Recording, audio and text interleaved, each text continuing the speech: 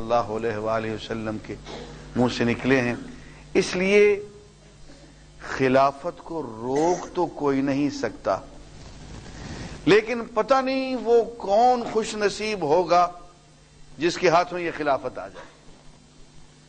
اس دور میں ان جو صدیاں گزر رہی ہیں، ان 10-12 صدیوں میں اس سے زیادہ خوش نصیب انسان اور کوئی نہیں ہوگا جس کے ہاتھوں خلافت راشدہ پھر سے آ جائے۔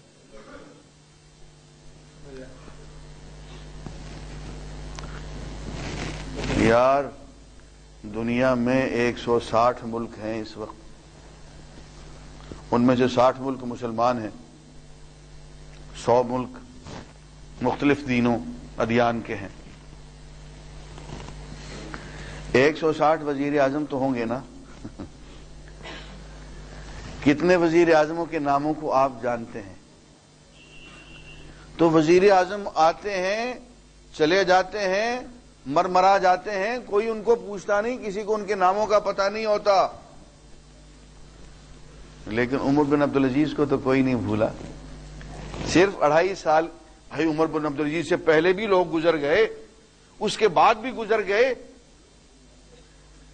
لیکن عمر بن عبدالعزیز رحمت اللہ علیہ، اس کے بعد دیکھیں بہت لوگ اور بھی آئے۔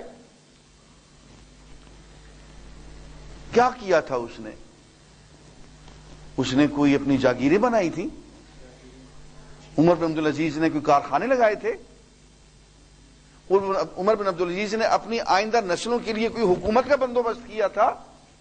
اور یار صرف 2.5 سال اس کی حکومت تھی، صرف ایک کام کیا تھا، اس نے کہا تھا میں آقا نامدار کے طریقے پہ حکومت کروں گا، پھر سے خلافت کو میں لے آؤں گا، چنانچہ وہ خلیفہ بن گیا۔ تو دنیا میں وزیر اعظم بننا کوئی بڑی بات نہیں ہے، دنیا میں ہر وقت 160 وزیر اعظم موجود ہوتے ہیں جن کا نام کا ہی ہمیں پتہ نہیں کون ہے کیا نہیں، مر کب جائیں گے کسی کو پتہ نہیں ہوگا۔ لیکن اے کاش اب جو شخص آنے والا ہمارا وزیر اعظم ہے وہ صرف وزیر اعظم نہ ہو، وہ عمر بن عبدالعزیز کا متبع اور مقلد ہو۔ لوگوں کو اندازہ نہیں ہے کہ ساری عزت اس میں رکھی ہوئی ہے۔ وہ حضرت عمر کو پروٹوکول دیا گیا نا خلیفہ کا کہ جی آپ خلیفہ بن کے جائیں بیت المقدس میں، اور بیت المقدس کی چابیاں آپ ایک ٹھیک ٹھاک پروٹوکول والے خلیفہ کی حیثیت سے وصول کریں، شاہانہ ٹھاٹ باٹ سے جائیں۔ ایک مشکی گھوڑا لے کے آئے، شاہی پوشاک لے کے، سیدنا عمر بیچارے دیکھتے رہے تماشا کہ یہ میرے صحابی میرے ساتھ کر کیا رہے ہیں۔ تو حضرت عمر سے کہا کہ یہ شاہی پوشاک آپ پہنا دی، دیکھا اپنے آپ کو، مشکی گھوڑے پہ بیٹھ گئے، مشکی گھوڑا چلا اور اس کی شاہی چال تھی، مشکی گھوڑے پہ بھی سواری کر لی، شاہی پوشاک بھی پہن لی، کہنے لگے اب گھوڑا بھی بدل دو، اونٹ لے آؤ اور شاہی پوشاک بھی میری اتار لو، میرا وہی پیوند والا کرتا لے آؤ۔ نحن قوم اعزنا اللہ بالاسلام، ہم وہ قوم ہیں کہ ہمیں اللہ نے اس پروٹوکول سے عزت نہیں دی ہے، ہمیں اللہ نے اسلام سے عزت دی ہے۔ اور یہی حضرت عمر مکہ میں گئے، مکہ کے پہاڑوں سے گزرنے لگے، رونے لگے۔ صحابہ نے پوچھا کہ امیر المومنین کس بات پہ روتے ہیں؟ کہنے لگے یہ وہ جگہ ہے جہاں میرا باپ خطاب مجھے چھڑیوں سے مارا کرتا تھا، اس لیے کہ مجھے وہ اونٹ چرانے کو دیتا تھا اور اونٹ مجھ سے چرائے نہیں جاتے تھے، اونٹ بھاگ بھاگ جاتے تھے، کوئی اونٹ ادھر بھاگ جاتا تھا، کوئی اونٹ ادھر بھاگ جاتا تھا۔ میرے والد کو میرے بارے میں، میرے کیریئر کے بارے میں، میرے مستقبل کے بارے میں فکر تھی کہ میں چرواہا نہیں بن سکوں گا، میں اونٹ چرانے والا نہیں بن سکوں گا، وہ اس بات پہ پریشان تھا اور مجھے مارتا تھا۔ قربان جائیے محمد الرسول اللہ صلی اللہ علیہ وسلم کی، آپ کے قدموں کی برکت دیکھیے کہ عمر جو کہ چرواہا نہ بن سکا، اس نے پوری انسانیت کو چرا کے رکھ دیا۔ پوری انسانیت کا اللہ نے اس کو، جو اونٹ نہ چرا سکا، اونٹ چرانے میں جو شخص ناکام ہو گیا، اونٹ اس کے قابو میں نہیں آئے، وہ قیصر و کسریٰ دونوں کو اس نے نیست و نابود کیا، اور پوری انسانیت کا وہ ایک چرواہا بن گیا، ہادی و مرشد بن گیا۔ یہ کیا ہے؟ یہ اتباع رسول کی، یہ نسبت رسول کی برکت ہے۔ تو عزیزان گرامی، ہم آج کے اس جمعے میں آنے والی حکومت کے افراد کو، ان کے قائد کو یہ پیغام بھیجتے ہیں کہ وزیر اعظم تو آپ پہلے بھی بنے تھے، لیکن وزیر اعظم بن جانا سب کچھ نہیں ہوتا۔ اصل بات یہ ہے کہ عمر بن عبدالعزیز، سید ابوبکر صدیق، عمر فاروق، عثمان غنی، حضرت علی، عمر بن عبدالعزیز رضوان اللہ تعالی، ان کے نقش قدم پہ چلیں، پھر آپ کو پتہ چلے گا کہ وزارت، حکومت اس کے مقابلے میں کوئی چیز نہیں، اس کے پاسنگ میں وہ ذرہ برابر بھی نہیں ہے۔ اصل چیز جو ہے وہ محمد الرسول اللہ کی غلامی ہے کہ محمد سے وفا تو نے تو ہم تیرے ہیں، یہ جہاں چیز ہے کیا، لوح و قلم تیرے ہیں۔ وآخر دعوانا ان الحمدللہ رب العالمین۔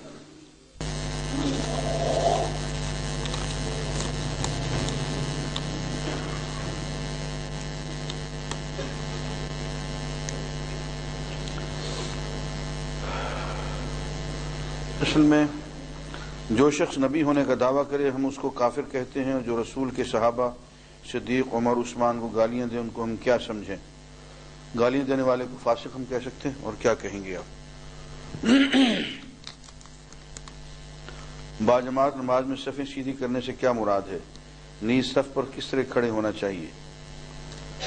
صفیں سیدھی کرنے سے مراد صفیں سیدھی کرنا ہے، یہ کوئی فارسی کا جملہ نہیں ہے۔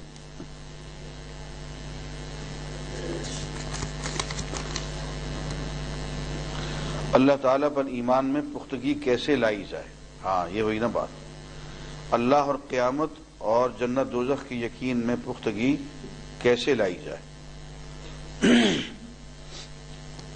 یقین اللہ کی کتاب سے آتا ہے۔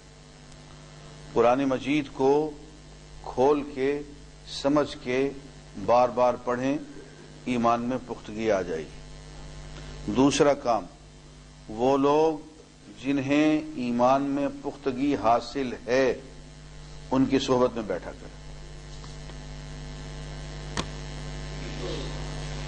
کسی انسان کا قرض مجھ پر ہے لیکن میرے لیے ممکن نہیں کہ اتاروں، اور ڈر ہے کہ آج اگر مر گیا تو انسان کا قرض مجھ پر رہ جائے گا جسے اللہ بھی معاف نہیں کرے گا، کیا کروں؟ قرض سے نجات کے لیے کوئی دعا، اور ایک مرتبہ صلاۃ تسبیح کا طریقہ بتا دیں۔ قرض سے نجات کے لیے جو دعائیں حضور اکرم صلی اللہ علیہ وآلہ وسلم نے ارشاد فرمائی ہیں، حضرت علی کرم اللہ تعالی کو قرض تھا، آپ نے وہ دعا تلقین فرمائی اور قرض دور ہو گیا۔ کئی دعائیں ہیں لیکن اس میں جو بہت مشہور ہے وہ تو یہی ہے، اللہم، کیا ہے وہ؟ بلال کہاں ہے؟ اللہم اکفنی بحلالک عن حرامک واغننی بفضلک عمن سواک۔ اور بھی ہیں دعائیں لیکن یہ سب سے مشہور دعا ہے، اور حضرت علی کا قرض اس سے دور ہو گیا۔ آپ نے فرمایا کہ پہاڑ کے برابر بھی قرض ہو تو اس سے دور ہو جاتا ہے۔ صلاۃ تسبیح کے دو طریقے ہیں، جو آسان طریقہ ہے وہ میں سمجھا دیتا ہوں۔ وہ یہ ہے کہ مقصود یہ ہے کہ ہر رکعت میں آپ 75 مرتبہ تسبیح پڑھیں، 4 رکعت نماز پڑھیں، اس میں 300 مرتبہ تسبیح آ جائے گی۔ اللہ اکبر آپ کہیں، 15 مرتبہ آپ یہ تسبیح پڑھ لیں، سبحان اللہ والحمد للہ ولا الہ الا اللہ واللہ اکبر، 15 مرتبہ پڑھ لیں۔ پھر سورہ فاتحہ، پھر قل هو اللہ جو بھی سورت پڑھتے ہیں، پھر 10 مرتبہ یہ تسبیح پڑھیں۔ رکوع میں چلے جائیں، رکوع میں جو کچھ کرتے ہیں وہ سبحان ربی العظیم وہی ہوگا، ساتھ ہی 10 مرتبے تسبیح پڑھ لیں. رکوع سے کھڑے ہوں سمع اللہ لمن حمدہ ربنا لک الحمد اور ساتھ ہی 10 مرتبے تسبیح پڑھ لیں. ایسے ہی سجدے میں چلے جائیں سبحان ربی الاعلیٰ 3 مرتبے پڑھیں 10 مرتبے تسبیح پڑھ لیں. سجدے سے اٹھ بیٹھیں 10 مرتبے تسبیح پڑھیں. پھر سجدے میں جائیں 10 مرتبے تسبیح پڑھیں. یوں 75 مرتبے تسبیح ہو گئی اور 1 رکعت پوری ہو گئی. کھڑے ہو جائیں اور کھڑے ہو کے پھر ویسے ہی شروع کر دیں 15 مرتبے تسبیح اور بسم اللہ سورہ فاتحہ اور قل هو اللہ اور 10 یوں 4 رکعتیں پوری کریں.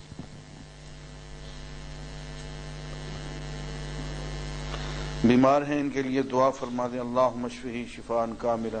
اللہ تعالیٰ ہم سب کو شفا نصیب فرما دیں.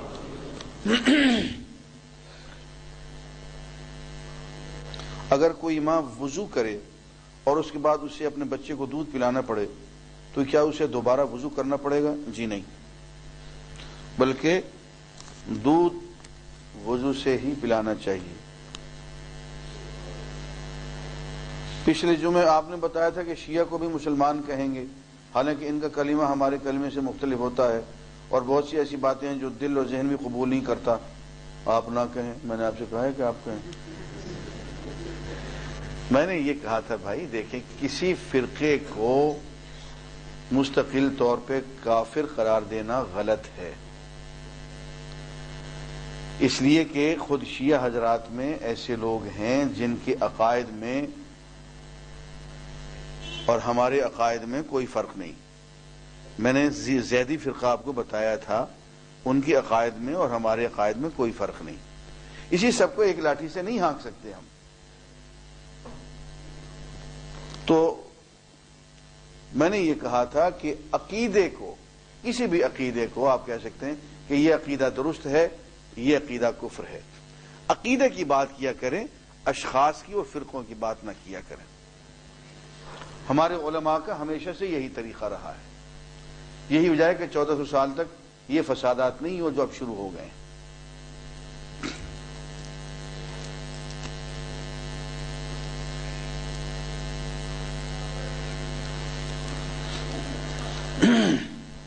ایک غیر مسلم حقوق العباد پورے کرتا ہے، جھوٹ نہیں بولتا، کسی کا حق نہیں مارتا، امین ہے. عرض یہ کہ ایک نہایت اچھا انسان ہے، اس کے مقابلے میں ایک مسلمان صرف کلمہ گو ہے مگر اس میں تمام برائیاں موجود ہیں. ان دونوں میں کون بہتر ہے؟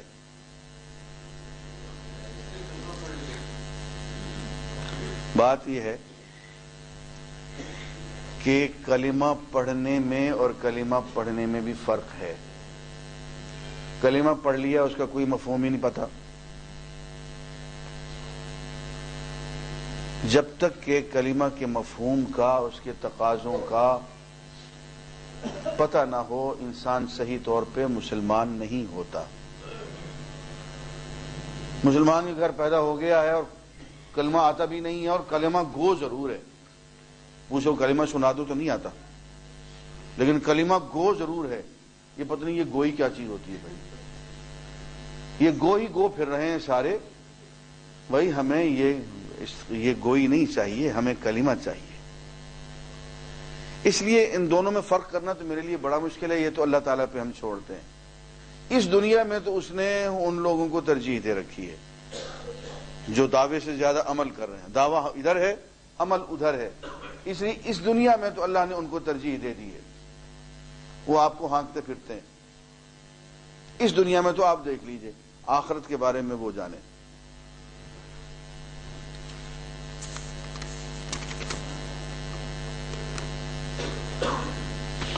اگر آدمی رات کو سو جائے اور صبح سحری کے وقت اس کی جاگ نہ ہو تو وہ سحری کھائے بغیر روزے کی نیت کر سکتا ہے؟ جی کر سکتا ہے. بغیر سحری کے اس حالت میں روزہ رکھنا ہوگا.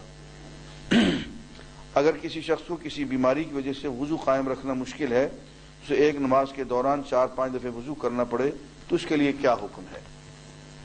اس بات کو ذرا غور سے سن لیں. اس لیے کہ لوگوں کی صحتیں کمزور ہو گئی ہیں اور لوگ اس مرض میں مبتلا ہو رہے ہیں. کہ اب انہیں وضو قائم رکھنا مشکل ہو جاتا ہے۔ بعض لوگوں کو سلسل بول کی تکلیف ہوتی ہے، پیشاب کے قطرے ہر وقت ٹپکتے رہتے ہیں۔ بعض لوگوں کو ریاح کا غلبہ ہوتا ہے، وہ وضو قائم نہیں رکھ سکتے۔ اس کا مسئلہ حکم یہ ہے کہ وہ ایک مرتبہ وضو کر لے اور نماز شروع کر لے۔ اب نماز کے دوران اگر اس کا وضو بار بار اندر درمیان میں ٹوٹ رہا ہے، پیشاب کے قطرے آ رہے ہیں یا کہیں سے خون بہ رہا ہے یا ریاح کا غلبہ ہے اور وضو قائم نہیں رکھ سکتا ہے، تو جب تک وہ سلام پھیرے گا اس کا وضو باقی رہے گا، سلام پھیرنے کے بعد وضو ٹوٹ جائے گا۔